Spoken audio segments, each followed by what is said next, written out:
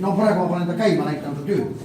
Et see lihtsalt nende lõikehammas, ta on nagu šnekk või nagu eestikas on nagu frees. Põhimõtteliselt on ta nagu frees. Et siis lõikehammastega kraabib seinast kivi lahti. Ja siin ei ole laadimismasinat tarvis. Siin all jookseb ringi kraapkonveier. Kraapkonveier siis veab kivi minema.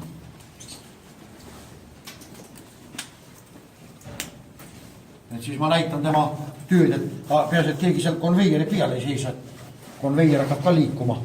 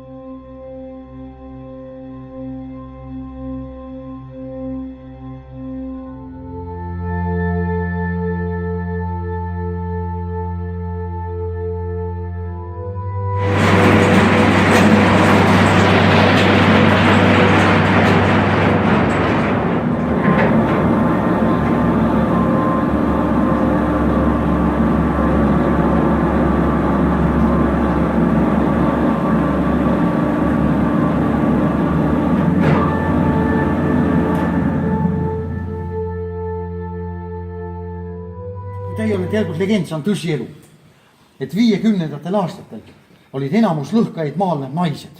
Lõhkamine oli 50. naiste töö. Ja siis, kui anti see töö meeste kätte üle, no naised olevat tassinud neid lõhkeine karpe seljas leplikult.